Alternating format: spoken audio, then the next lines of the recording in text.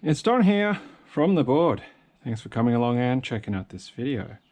So this is going to be part one of I don't know how many parts of me trying to make a keyboard stand. So what I'm doing right now in this first part is just prototyping around the size and angle, the shape and form of what would be required to actually hold up a keyboard.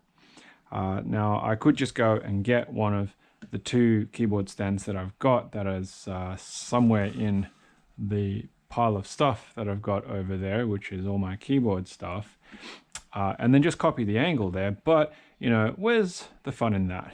So instead, and what I'm talking about, for example, is I can see it, they're right here, you know, so that one, no, I think that's empty. Maybe it is this one. So this is the keyboard stand, courtesy of Idyllic Makes. I'm sorry about the dust there, Idyllic, who now also runs Mechstock, that laser cut one there, which was pretty cool. And I think, is this the other one? No, that's an aviator cable. I do actually have another stand which was made by Laser Ninja for me. So, you know, there's a certain element here, and this angle, for example, is kind of what I'm talking about, and then also this size and form factor. So I could just literally plonk that down and cut it, but I kind of want to just come up with my own, because I'm not going to be making out of acrylic. I'm not going to be, you know, using screws and things like that. Let's go a little bit old school. Okay, so one of the things that we have to think about in terms of size is, first of all, the way that the keyboard's going to sit. So here's just a bit of offcut that I've got, and it represents a keyboard, right? In terms of, say, a 40%, now we know that each of the rows that are on a keyboard, F row key, num key, and then, you know, the W, A, Z spacebar, right? So you've got 1, 2, 3, 4, 5, 6 rows, and each of the rows is going to be approximately, well, it's going to be 2 centimeters, because it's 19.05 mil spacing between centers, right? So you're going to have at least 12 centimeters going there if you had a full-size keyboard. If you've got a 40% keyboard, then you've only got the 4 rows for the alphas and then spacebar. So going by that, you only need 8 centimeters, but you're still going to have the top and bottom bezels. So something around the 100 mil mark is going to be a bare minimum, unless if you want something that's just going to stick out. So this is the same offcut. I don't know why I just did that, but maybe, yeah, okay. So that edge there is closer. So we're going to say that length, right, is kind of what you want to be the minimum rest position. So first of all, this is just oh, that's not too bad. That top surface is nearly square. So we're going to use that as a reference, but this side's black, so I can't do any pencil marks there. So we're going to end up having to do it this way. Instead, we'll start from this corner. Woo! Bit of dust there, because that's actually relatively square. So we're going to have it sit in a way something like that. Now, I've got a protractor here that can help me with angles. The bottom doesn't have to be very big. It doesn't have to be very thick. It just needs to give a bit of height element to it, so you can just see that front edge lifted. I would say, you know, maybe 2 centimeters would be a good height for that. So let's just, got too many measuring tools here, but we'll just use this one instead. Okay, so let's go with 20 mil on that, just as an approximation. We'll just run something like that. That's going to be, yeah, close enough. Okay, so the bottom edge is going to sit something like that. Now, if you have it too shallow an angle, there is a risk that if the front doesn't have enough grip or it doesn't have enough height on it, and if the back of the keyboard is weighted, it could tilt, especially if it's a longer keyboard, like a full-size keyboard, it could tilt and slip off. So you do need to have sufficient angle, and also it doesn't, if you have it at a shallow angle, it's going to take up more surface area because the base length is going to be greater. You don't want it to be so far vertical that there's a risk that a bump or a knock or a shake of the table, it's going to actually fall forwards. Now, the middle angle is 45 degrees, right? So if we just go with 45 degrees, which is here.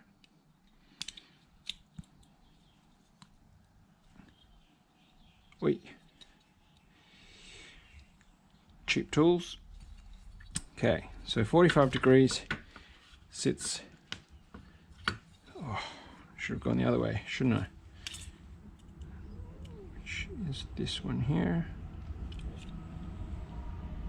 Okay, which sits like that. Then you will have that angle like that, which is very laid back. Now, looking at just, by eyeball, I would guess probably closer to 60 degrees, maybe even higher than that from what Idyllic had on theirs. So if we go up to 60 degrees, is it going to be pleasing at that angle? 60 degrees, it's still quite laid back. Is it at risk of slipping? It could, potentially. I might say go even higher, maybe something like that. Is that 70 degrees? Is that 75 degrees? Let's have a look. Let's go 75 degrees. That's 75 degrees there.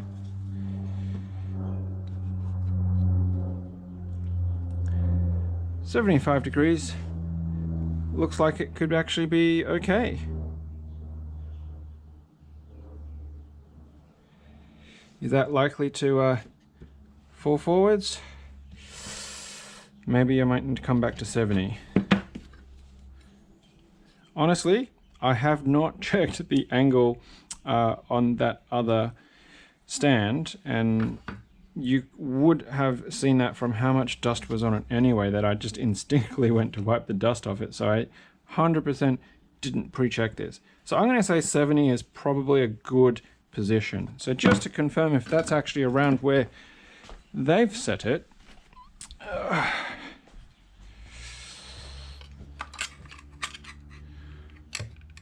No, so theirs is actually more shallow than 75 degrees.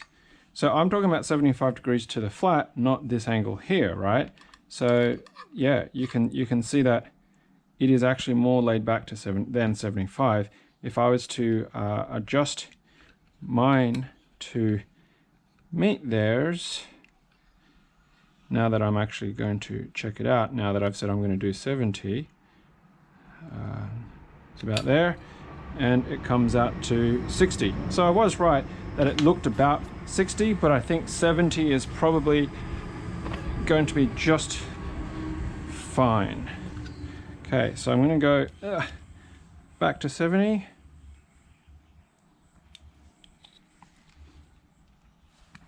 And then we have to decide how much backspace we want on this. So I want it to have a bit of thickness because it needs to have that thickness. Let's go with just another 20 mil, just because, for consistency. Why are you in the way there? Okay.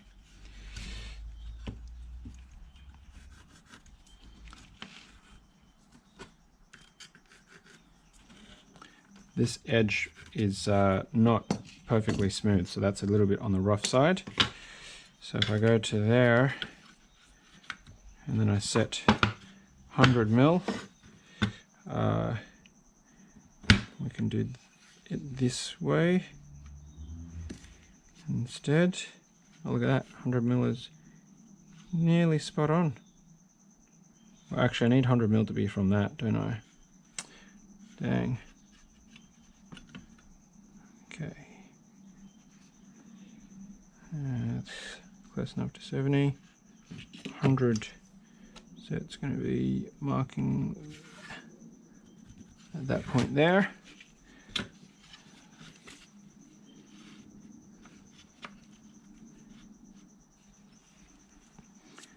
And draw it to that. Okay. We're going to need that to be approximately square. So we'll cut it off there. And then the foot angle. So I haven't measured the foot angle there, but it would not surprise me if it was set just at a straight 90 degrees. So it would just be, you know, sitting like that.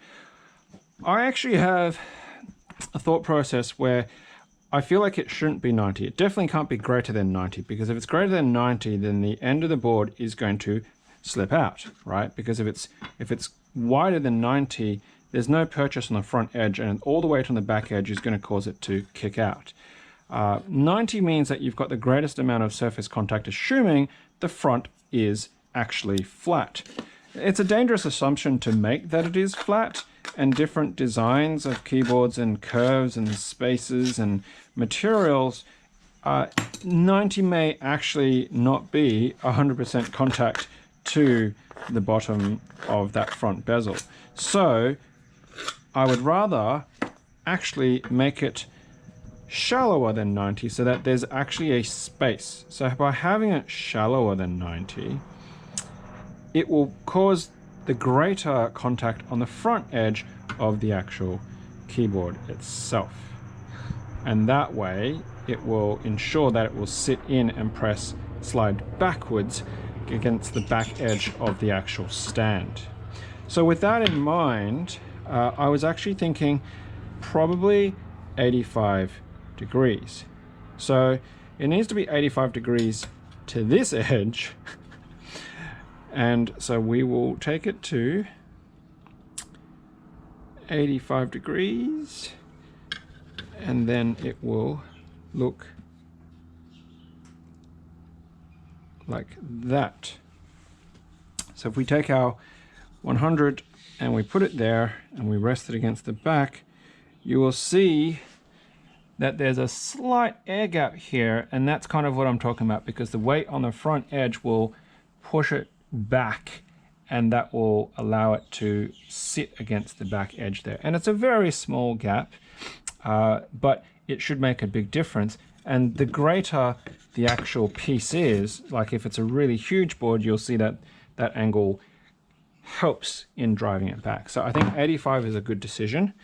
Now it's just a question of how deep do I want it, because, well, about 3 centimeters is as high as wrist rests are going to go for thicker boards.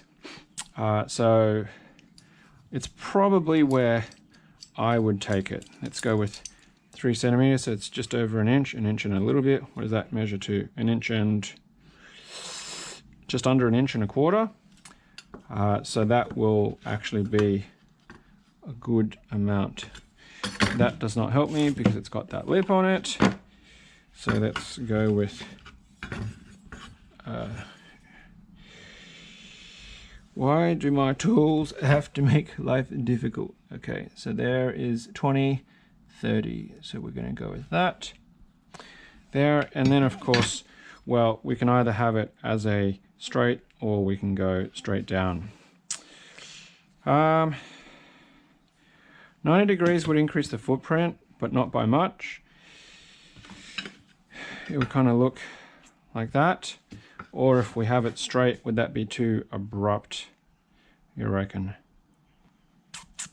Somewhere in between?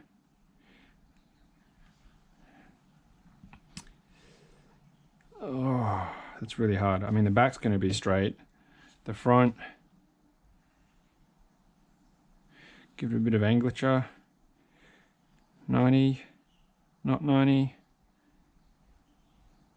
75, 70. Let's do 70 just to match that back angle. Okay, so we will want 70 that way. So we'll match up 70.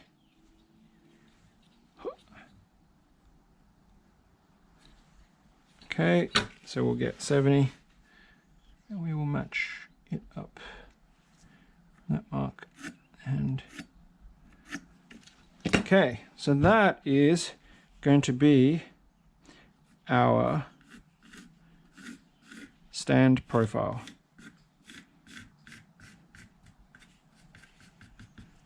How does that look?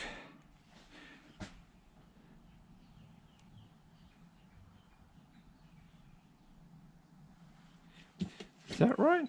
70 degrees? Yeah, it's 70 degrees from that. It does look a bit weird because you'd expect it to be matching that angle to that side, which I could, if I do it that way, go to 70 on that, that would look like that, which just looks even weirder again. That's really huge. So then, no, that doesn't work. I'm going to keep it to that. All right, so what we need to do now is we need to cut 2 of these so that we can actually test how that sits. Now, I can either just try and cut it raw like that, but that would actually be really hard to do. So what I'm going to do instead is, I don't know if it's going to fit on the back of that, but I'm going to just take a good space here, and I'm going to just rule off against this bottom edge, since that's our reference edge anyway, just where that pencil mark was. And then we're going to saw that off, and then we'll cut a second piece to match that we can try and laminate together with a clamp or something, and then that way we will be able to cut these 2 profiles out as close to the same as possible. Alright, so I don't have to be too precious because I'm so far away from the actual work area.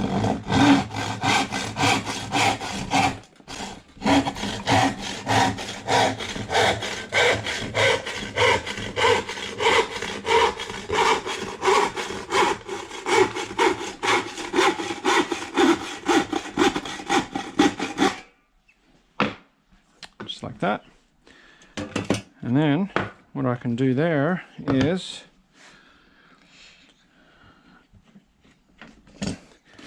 so while this is not a straight edge, it doesn't really matter because it doesn't, for the purposes of prototyping, I don't need it to be a straight edge. Ideally, if I was being a perfectionist, sure, why not? But this will be close enough, is good enough because the length, the thickness of that back bit there is going to be perfectly fine. So I'm just going to do this, and then that will give me 2 pieces of the same that I will be able to stick together, and then I can carefully cut that actual profile out to test.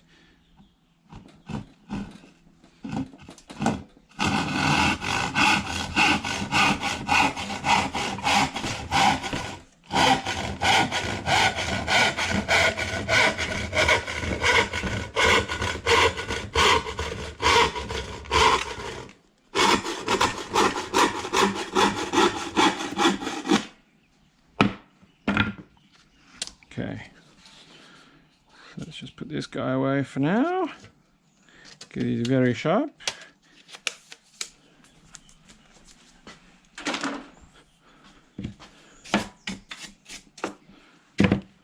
Can also take that away, I suppose. I'll put that so there for now. Okay, so we want to be able to have that edge just like that. Now, we want to be able to preserve the lines that we're actually going to be cutting. So what we can do is we can actually tape up the other sections to try and keep them together. Now I should really be using like double-sided tape and, you know, or something fancy like hide glue, but I don't have any hide glue, and I don't really want to be, well, plywood, this is low quality plywood, by the way, so having double-sided tape is just going to end up ripping fibers out anyway, and this masking tape is probably going to do it too. So what I'm going to do is I'm just going to tape all around where the saw is not going to cut it, and that way it will hopefully stabilize where the pieces will need to be.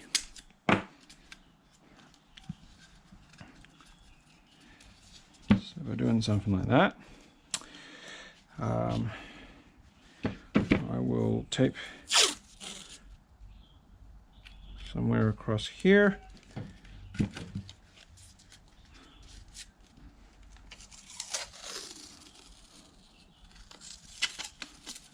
Yeah, that didn't work very well, but that's okay.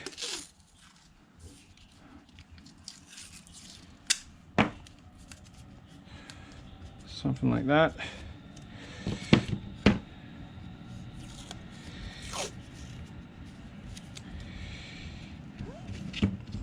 We'll just run some tape down here as well. Hopefully that will help hold that edge. Now I know that I will need to cut across there at some point, and that will cause some interesting points. So what's the easiest way to cut this? I should go across this way and then this way to intersect between the two, and then I can make the straight cuts across there as smaller cuts. So not really helped myself there, but we will try and go this way as a cut first, and hopefully that they will hold. Okay, so let's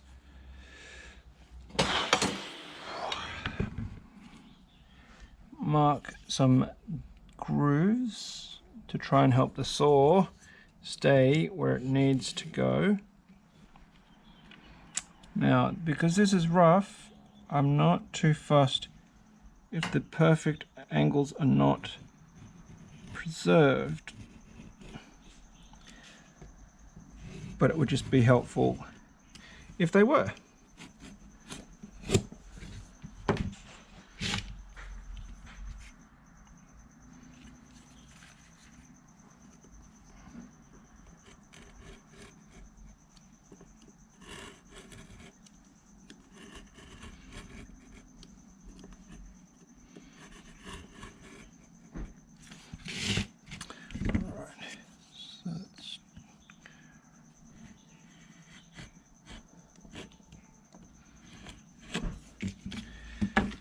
Okay, now I don't know what the battery is like on this GoPro at the moment, so if it cuts out while I'm sawing, then we will see you on the other side of this whole sawing process.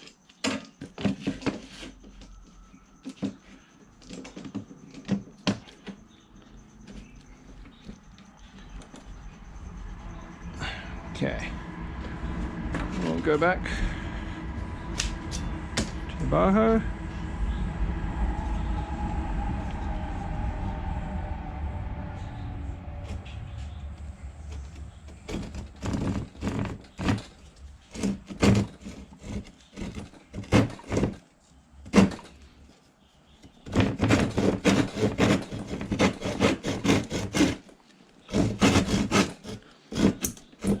Oh, that's hard.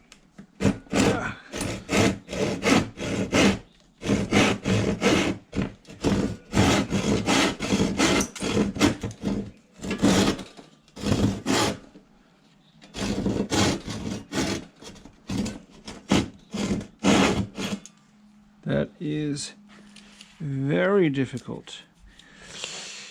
Maybe I might need to go across here first, and then we will have a bit of space to get in to that. Cutting at that angle is not working very well. All right, let's readjust.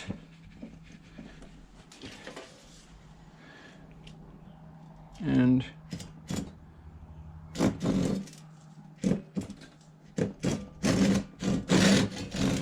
try again.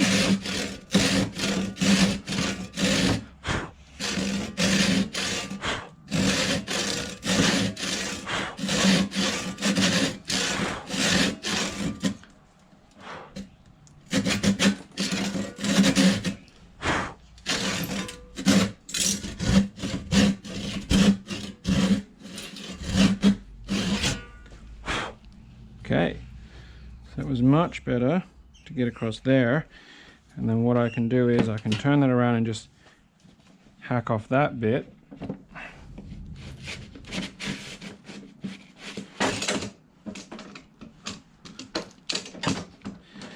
I can't wait to have a proper bench vise situation at some point in the future, so I don't have to be dealing with these kinds of clamps as much. Okay.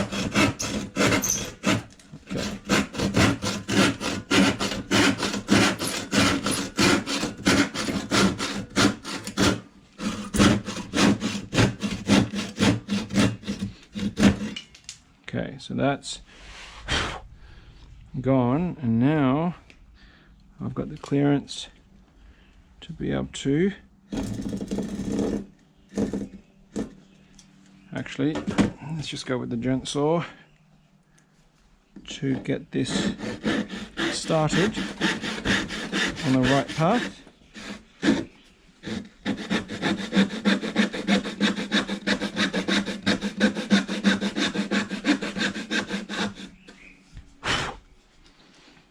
And then that should help this get in there. There we go.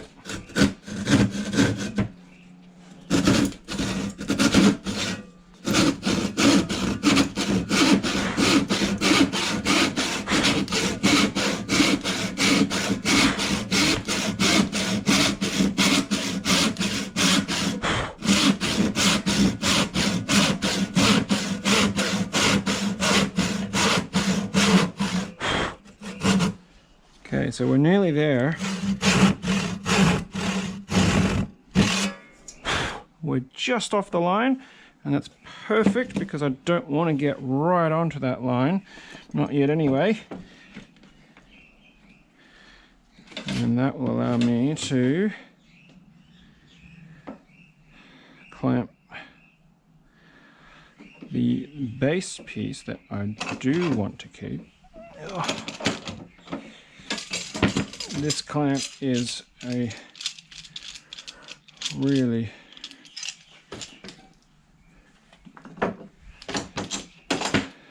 poor option right now. Okay, so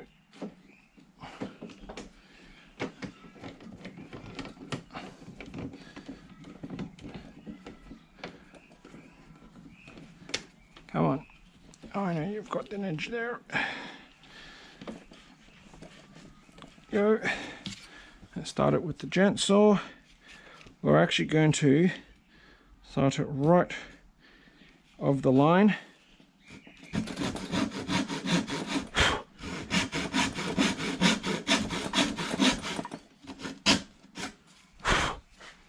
Actually, does my other turn saw have the depth?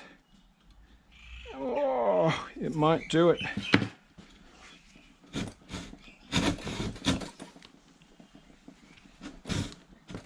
No, it's struggling.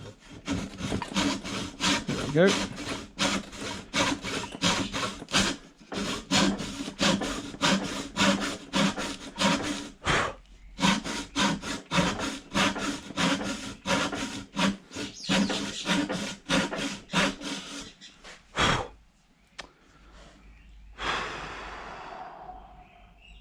That is really fine.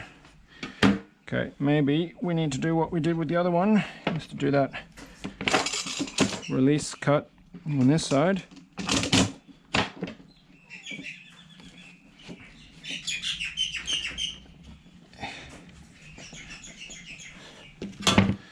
Let's go rip that down.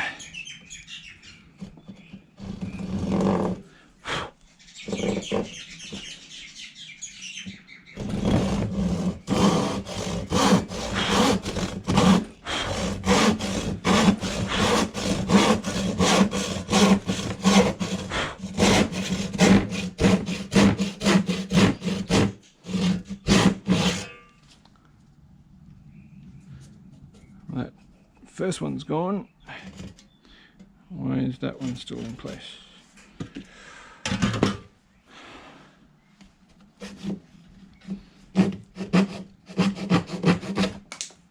Okay. All right, well, that's actually deep enough to do it. So maybe I will use the my fine gents saw instead.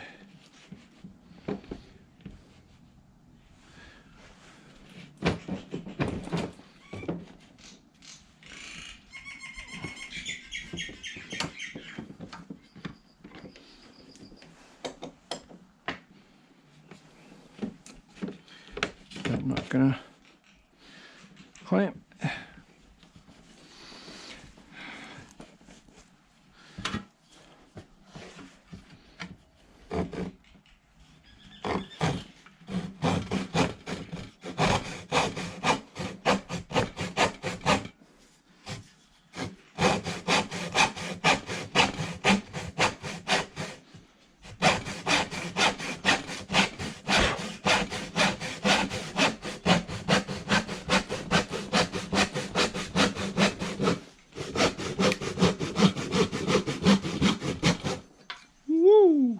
There we go.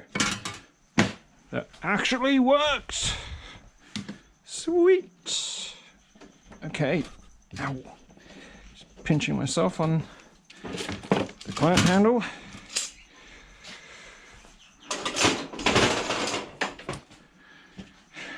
Alright, so we know that that's not perfect, but what we can do with that is we can actually clean it up with a chisel.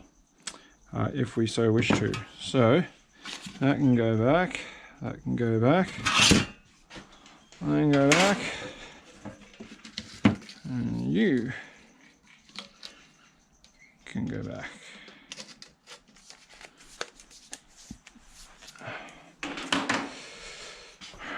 Alrighty, let me just check the battery.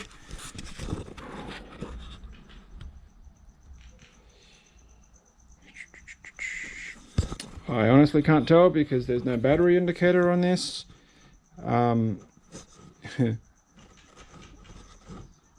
Yeah, so we're just going to keep it on auto exposure. Alright, my apologies for the shaking around of the camera. Okay, so I want to be able to pare it down to that line, but that's the basic shape of it. Obviously the stability right now is not fantastic, but that's because it's not spread apart, which we'll talk about at a later point in time. So to help with maintaining the integrity of its shape, we're just going to add a bit more tape, just like that. So that front edge isn't going to move. That top one I might clean up, so we'll leave that, and the back edge I won't worry about right now. Okay. Ow! I just did a sideshow bob. Just smacked myself in the face with a broom by stepping on the base of the broom. Can't believe I actually did that. That was unpleasant. Okay, so we will need to seat that against something that's not going to move. we can kind of do it like that, but the light on that is not fantastic. So we're going to move our light. We can put the protractor away now, because that has done its job. Where did you live, Mr. Protractor? Doesn't matter, I will find a home for it later. Okay, so we can do that. And then we also need some blocks on the side to stop it from going somewhere that it doesn't want to go. But we don't want it to get in the way of the chisel. So if we clamp, yeah, that should work.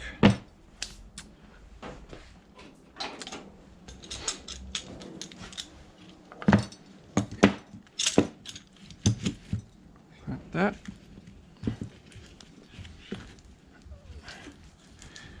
And then we can clamp that. And then that should kind of give us what we're after.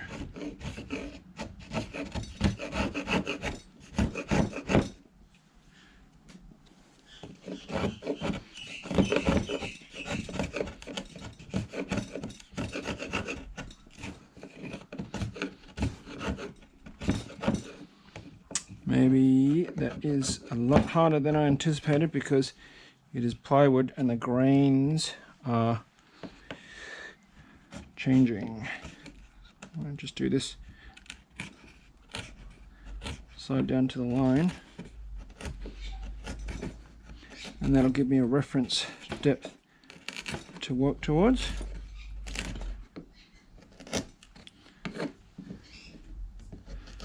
top's pretty good.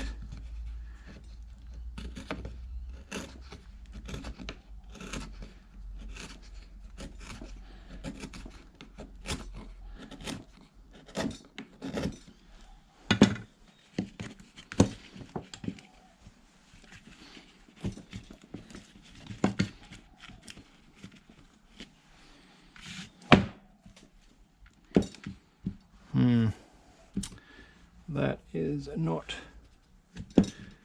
being a great support there. All right.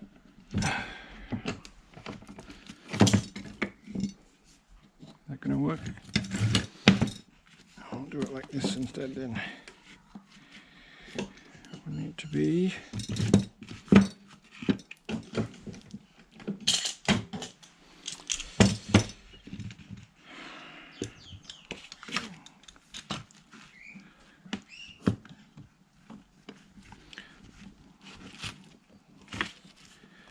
clamped like that, much more stable, and then we can clamp like that.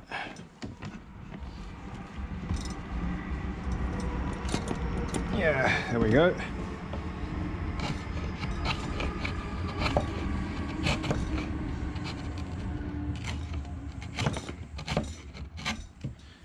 So you're probably not seeing that very well, but I'm just trying to take it down to that line, and then doing this one-handed, then I can bring the rest of it down to that angle that I've cut.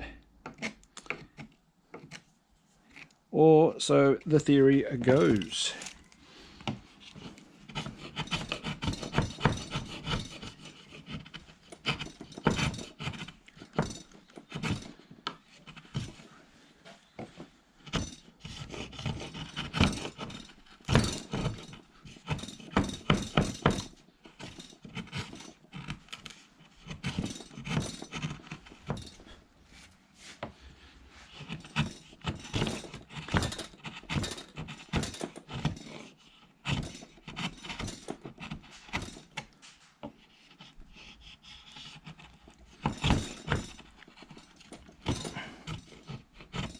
There's a section there that is very hard. And my chisel is possibly not very sharp for the purposes of attacking multiple end grain situations. And this is an awkward angle also to work at.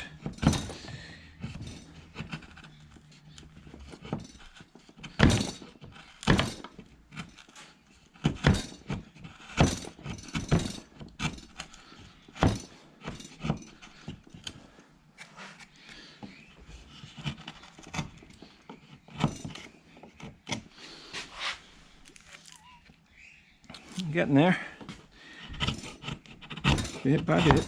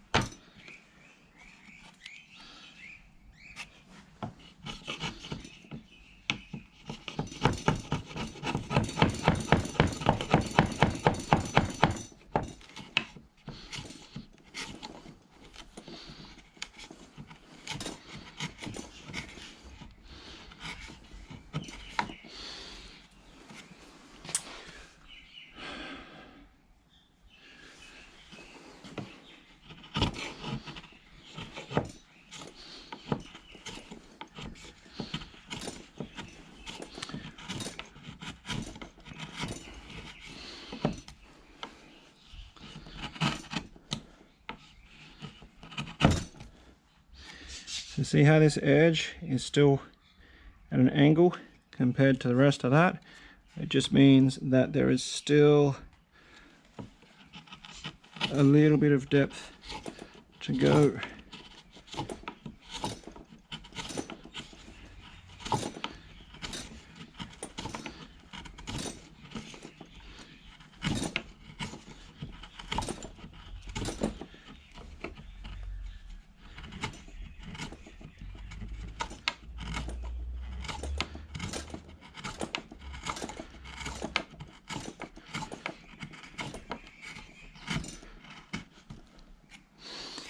Now we're getting pretty close to it.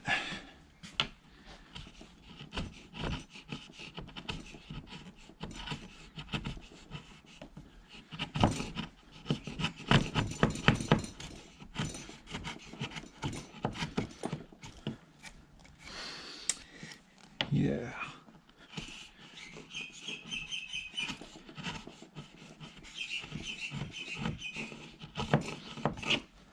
Okay, now if I have a look at that, I think that side's higher than this side because obviously we didn't mark it on that side or take any measurements. So what I'm going to do now is we're just going to check how badly off square that is.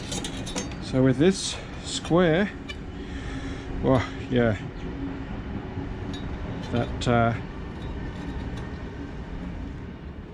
end side actually, and right in the pit, right in the corner there, is pretty good. But as we come up, the right hand side is actually quite a bit off. So we're going to have to take a bit more.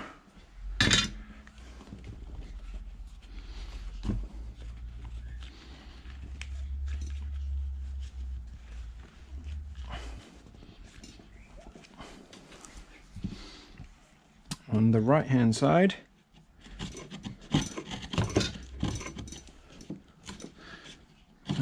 we want to be careful that we're not going to end up splintering a whole bunch of it off because of the alternating grain direction used in plywood. Okay, there's a bit.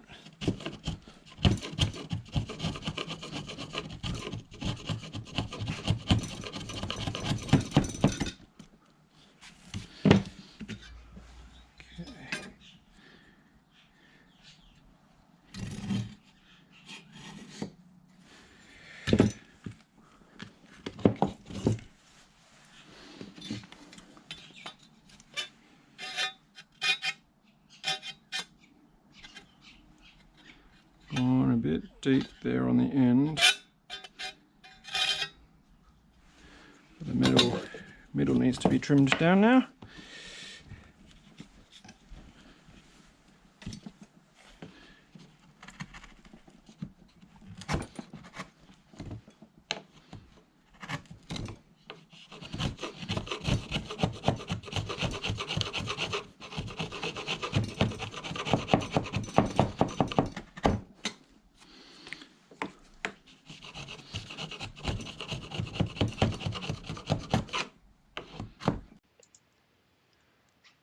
All right, so first of all, I'm on my headset rather than turning on my whole microphone setup for this because I wanted to capture the completion of this prototype because the battery on my GoPro ran out while I was still preparing these prototype stand pieces. So what I've done since then is I've finished trying to square up this edge to that cut line. And then what I've done is I've also just cleaned up some of those edges so they're a bit smoother and flatter, just for evenness and consistency so it doesn't really rock very much. It will be a little bit, only because, you know, it's a bit of a rough job that I've done. So just as a recap anyway, we were aiming for a 70 degree, 75 degrees, what did we go for? 70 degrees on that front angle, I believe, instead of say the 60. So we can see from the base that we are still maintaining a 70 degree, so ignore the 110 there, but the actual 70 on the bottom side of that. So we are maintaining a 70 degree angle on that front edge, and then we wanted 85 degrees against that edge. So we're going to go to 85 on the wrong side. We're going to go to 85 degrees on that side of 0, and why am I getting confused? There's 85 degrees. There we go. So 85 degrees against that front edge there. So we're pretty close to that 85 degrees that we desired as well. So you can see that there's a 5-degree mark there against that flat and that angle rather than a 90 degrees. What I can do is I can also show you that I've been able to square up that back corner and it is bang on 90, so that is really awesome. And then this front angle, we said we wanted it to be also about 70, 80 degrees, 80 degrees, 85 degrees, that's right, it was going to be 85 degrees to match that front. And so the focus is, there we go, 85 degrees as well to the base on that, from that edge to that edge, so 85 degrees in that arc. So that's awesome. That top, I've just roughly smoothed it out, but it's not fantastic. So what I've got, I originally brought that square in just to show that that's not perfectly square, but essentially you want to be able to have it across on both pieces, but down the front there, that is really square. There's no gap there at all on that front edge, and then there's no noticeable gap on the back edge as well. So these are actually squared up quite nicely, though that front curve, it's still a little bit bowed in the middle. So I've got a 40%er here, and then I've also got a 96 key behind me that I'll bring out to use. So the next step really is to just see how this angle that we've developed and designed will sit. What does that look like? How does that feel like? Have we got enough depth on the front here at 30 mils at 3 centimeters or not? So this is, I think, 12 mil plywood, 13 mil plywood, something like that.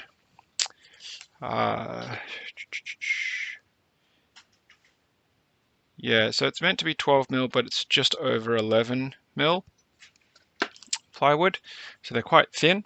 And what I've got with just this box as a spacer is that I'm using this to hold the actual space there. And is that too wide? Oh, it's just too wide. Okay, I'm going to move that. I'm going to use a book. So this is an absolute classic in our household, one of my wife's favorite authors that I do quite enjoy as well. And how does that sit? That looks pretty good. Yeah, that looks good. So the height is a bit high. You can see that there's a bit of an edge here. What I'm going to do is I'm going to grab this front-facing camera, and you can see what I'm talking about. So that front edge has plenty of lip. Now I'm going to actually, there we go. It's not as great quality by comparison to the top-down camera, but we can see that there's enough edge there. There's not too much of an issue. There's plenty of good contact there, and there's plenty of good contact there. So the front on of this is, and there's plenty of lip there as well. So that actually works really well. So let's take the 40% away. Let's get the 96 key.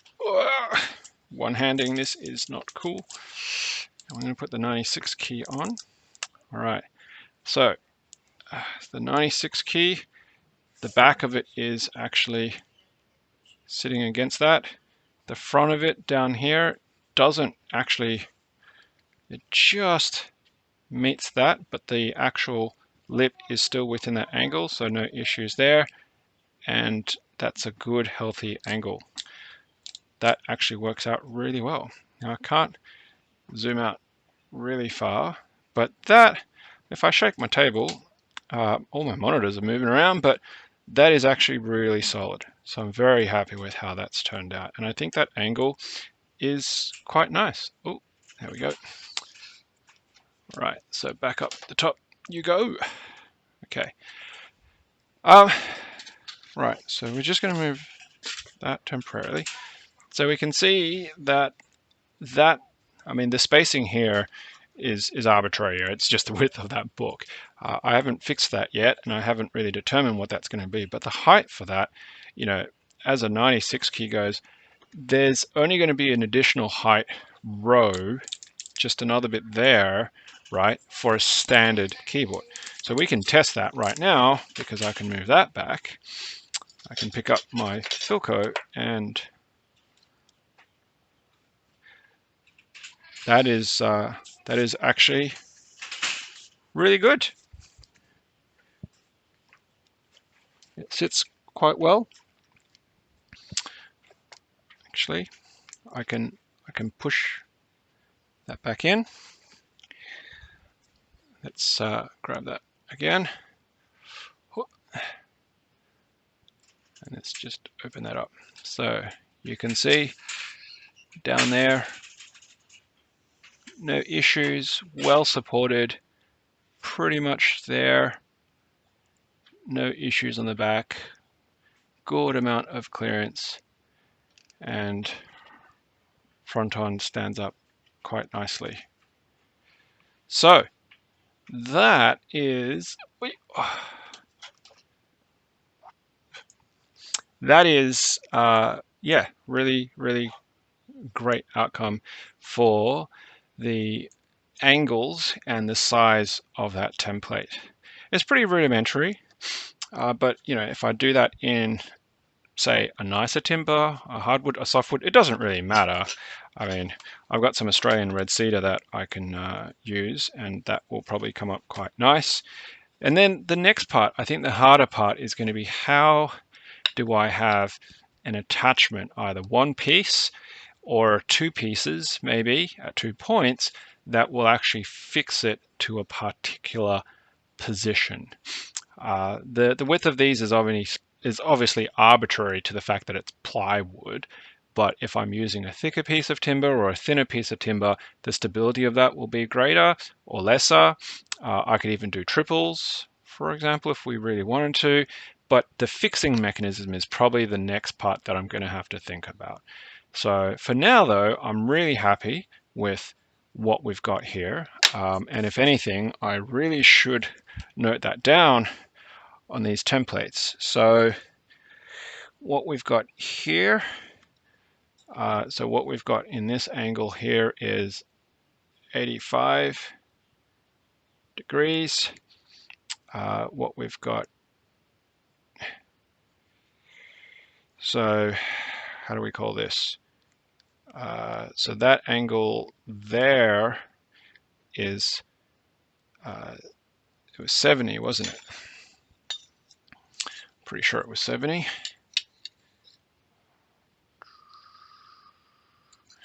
There we go. Yep. So that angle is 70. And then, well, maybe we'll need to just record it against that angle for ease, but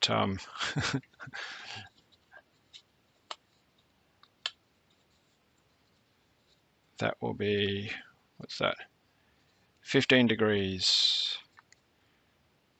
Well, I mean, it's technically it's going to be 85 degrees as well for that particular one. So I'm not sure what's the best way of denoting that, but 85 to that corner. It'll make sense to me when I look at it. And then in terms of the measurements, so that was 3 centimeters, and then that length was 100. So that'll be 3. Not that I can't just take a, you know, ruler and then 100, well, 10 centimeters, 100 mils. An absolute mess of notation that I'm doing right there. Yeah, that surface is terrible for a pencil to write on. Might need to just do that again with a pen.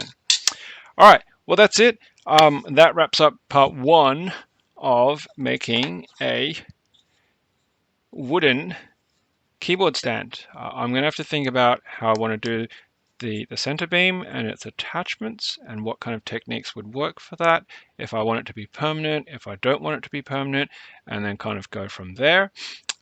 So hopefully we'll get around to doing part 2 soon, and you'll be able to see that in the next part of this video series.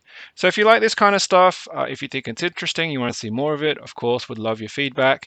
Please hit that like button, share button, subscribe button, give me the comments below.